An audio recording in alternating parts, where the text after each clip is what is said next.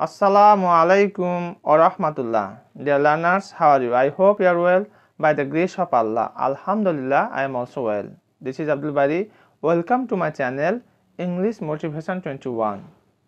Today I would like to talk a most important topic, that is previous exam translations. So you can easily understand that how much significant today's class is. I hope that you will stay connected and enjoy this class. Let's get started. হয় ভিতরে আসো না হয় বাইরে যাও। এখানে যে আমি হোয়াইট বোর্ডে তোমাদের গুরুত্বপূর্ণ কিছু বাক্য দিয়েছি, সত্যি এই বাক্যগুলি এতই বেশি গুরুত্বপূর্ণ যা তুমি চর্চা করে তোমার জীবনে নিয়ে আসতে পারো অনেক পরিবর্তন।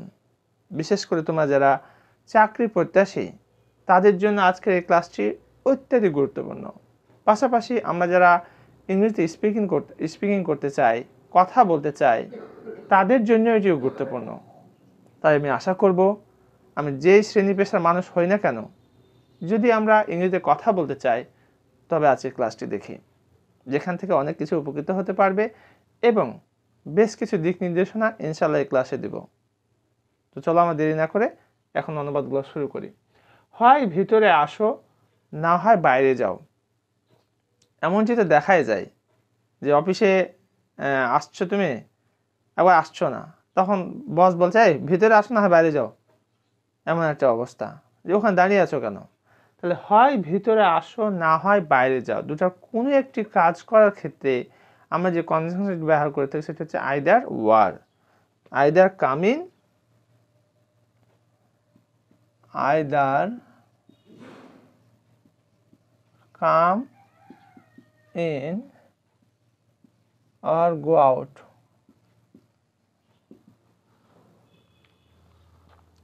Either come in or go out. হয় ভিতরে আসো না হয় বাইরে যাও। আমি যে রং পছন্দ করি সে ওই একই রং পছন্দ করে। হ্যাঁ বন্ধুরা, আজকে আমরা আমাদের দৈনন্দিন জীবনে দেখতে পাই যে সে একটা কালার পছন্দ করছে, তোমার ভাইও একটা কালার পছন্দ করছে, তুমি একটা জিনিস পছন্দ করছো, তোমার বান্ধবী একটা সে একই রং পছন্দ করছে। তখন তুমি বলছো আমি যে রং পছন্দ করি সে ওই একই রং পছন্দ করে। তাহলে সে likes the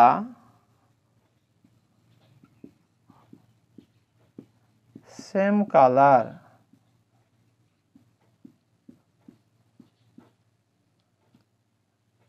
as I do.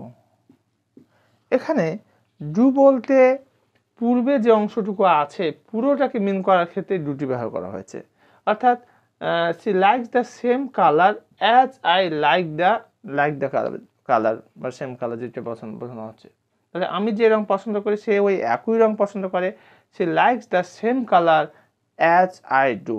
এমনটিও বলতে পারো যে আমি যে বইটি পছন্দ করি সে ওই একই বইটি পছন্দ করে।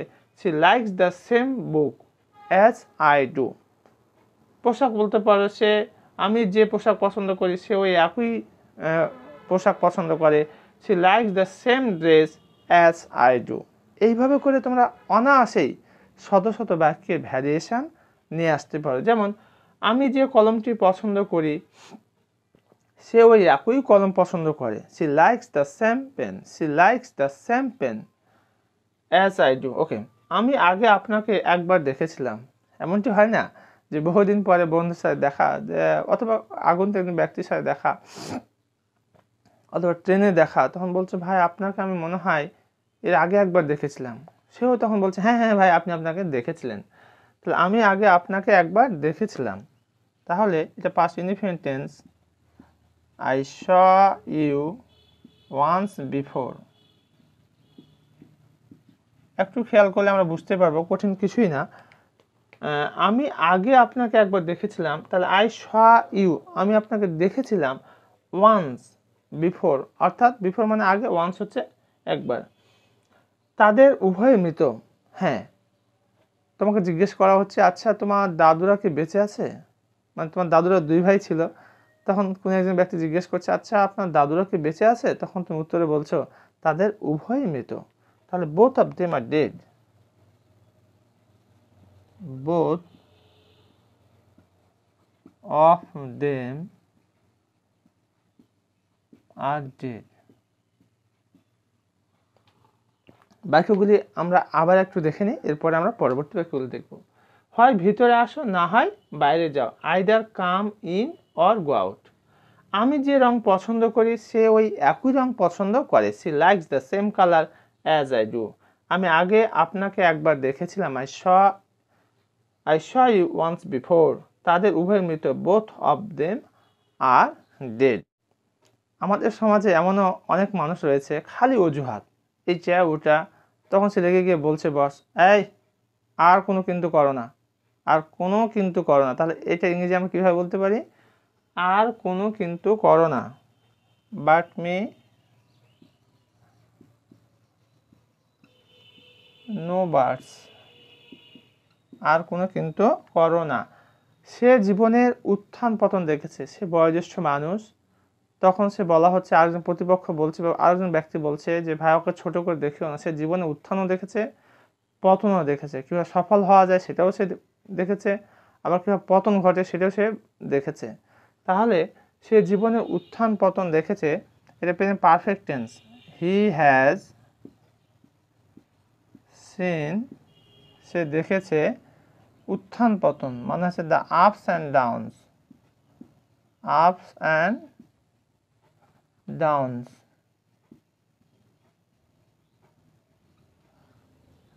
He has seen the ups and downs of life. সে জীবনের উত্থান, আপস অ্যান্ড ডাউনস মানে হচ্ছে উত্থান পতন। He has seen the ups and downs of life. তুমি যদি বলো যে আমি জীবনে উত্থান পতন দেখেছি, তাহলে I have seen the ups and downs of life. আমার পিতা জীবনে উত্থান পতন দেখেছে। My father has seen the ups and downs of life. তাকে নামাতে চেষ্টা করো, অর্থাৎ সে হয়তো গাড়িতে আছে, আরেকজন বলছে এই তাকে নামাতে চেষ্টা করো। অথবা সে একটা পজিশনে আছে, তাকে নামিয়ে দাও, অর্থাৎ ওখান থেকে তাকে নিচে ফেলায় দাও। অ্যান্ড কী কৌশলে ফেলা যায় সেটা তোমাকে অ্যাপ্লাই করতে হবে, কিন্তু এটা ঠিক নয়। তাকে নামাতে চেষ্টা করো, ট্রাই টু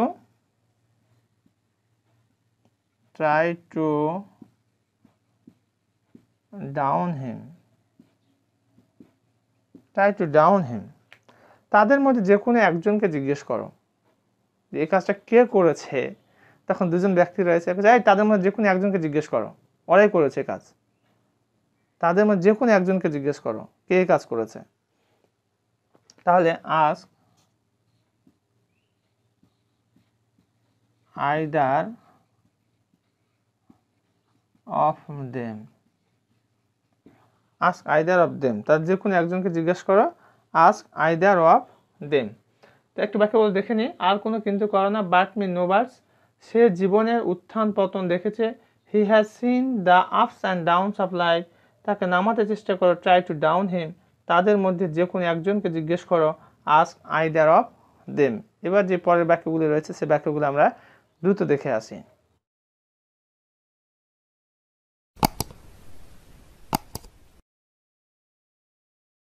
এবার আমরা 9 নম্বর যে বাক্যটি রয়েছে সেটি দেখব, এবং বাক্যটি আমাদের জীবনে খুবই গুরুত্বপূর্ণ। বলা হচ্ছে যে কোনোটাই চলবে।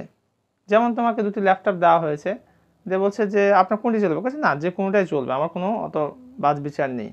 আর যেহেতু দুটি ভালো রয়েছে যে কোনোটাই চলবে। অথবা দুটি তোমাকে ড্রেস দেওয়া হয়েছে, বলছে কোনটি পছন্দ করো, যে কোনোটাই আমার পছন্দ, মানে যে কোনোটাই চলবে। আইদার উইল ডু, আইদার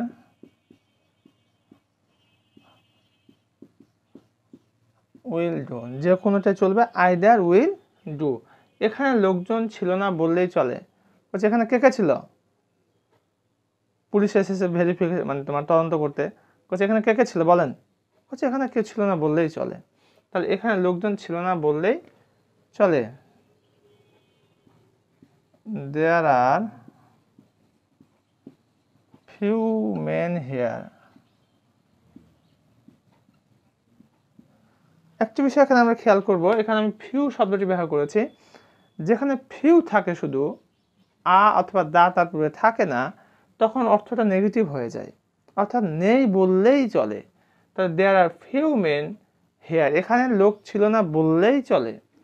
খুব কম লোকই জানে সে কোথায় আছে। হ্যাঁ, দেখা যাচ্ছে ফেরারি আসামি, তখন তদন্ত করতেছে, পুলিশ এসেছে, পুলিশ বলছে এই আব্দুর রহমান কোথায় গেছে, বাড়িতে সে তৈরি করতেছে। অথবা কোনো পার্শ্ববর্তী কাউকে জিজ্ঞেস করছে, তখন বলছে যে খুব কম লোকই জানে সে কোথায় আছে। তাহলে few know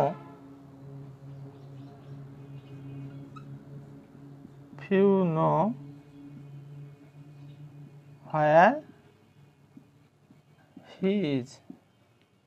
এখন একটু খেয়াল করি, few know where he is, খুব কম লোকই জানে সে কোথায় আছেন। সে জায়গাতে তুমি চিন্তা করতে পারো, পিতা বসাই দিতে পারো, খুব কম লোকই জানে আমার পিতা কোথায় আছে। few know where my father is, খুব কম লোকে জানে আমার বোন কোথায় আছে। few know where my sister is, খুব কম লোকে জানে আমার বন্ধুরা কোথায় আছে। few know where my friends are। আমি বিশেষ কিছু চাই না, মানে অনেক মানুষের চাওয়া পাওয়া তো শেষ থাকে না। তো এখানে বলা হচ্ছে আমি বিশেষ কিছু চাই না, মানে সে বয়োবৃদ্ধ হয়ে গেছে, ওই দু মুঠো ভাত খেতে পেলেই চলবে বাবা, আমি বিশেষ কিছু চাই না। তাহলে I want but little, I want but little. এখানে একটু খেয়াল করি, এই লিটল শব্দটা ব্যবহার হচ্ছে যেখানে শুধু লিটল থাকবে, লিটিল কিন্তু না, লিটল লিটল। এই শব্দটি নেগেটিভ অর্থ প্রকাশ করে, মানে নেই বললেই চলে। তাহলে আই ওয়ান্ট বাট লিটল, আমি বিশেষ কিছু চাই না। ডিয়ার ভিউয়ার্স, আমরা বাক্যগুলি আবার একটু দেখে নিই। যে কোনোটাই চলবে, আইদার উইল ডু। এখানে লোকজন ছিল না বললেই চলে। দেয়ার আর ফিউ মেন হেয়ার, খুব কম লোকই জানে সে কোথায় আছে। Few know where he is, আমি বিশেষ কিছু চাই না। I want but little. এতক্ষণ পর্যন্ত আমরা বিগত পরীক্ষা আসা অধিক গুরুত্বপূর্ণ বাক্যগুলি আমরা চর্চা করলাম, দেখলাম। আমার প্রত্যাশা তোমরা নিজেরাও এটা বাসায় প্র্যাকটিস করবে, কারণ প্র্যাকটিস ছাড়া কিন্তু তুমি ইংলিশে ইমপ্রুভ করতে পারবে না। সত্যি যদি তোমার জীবনে ইংলিশকে ভালোবেসে থাকো এবং তুমি তোমার চাকরির পরীক্ষায় যদি ভালো করতে চাই ট্রান্সলেশনে, অবশ্যই তোমাকে এই বাক্যগুলিকে ব্যাপক প্র্যাকটিস করতে হবে। And through year practice you can improve your speaking quality, as well as you can get chance in competitive exams, for example BCS, many other exams, bank jobs, preliminary exams, BCS, NTRCA। So এই বাক্যগুলোকে বেশি বেশি practice করো। আর সবশেষে তোমাদের কাছে আমার বিনীত request, যারা এখন পর্যন্ত আমার চ্যানেলটি সাবস্ক্রাইব করোনি, প্লিজ সাবস্ক্রাইব মাই চ্যানেল।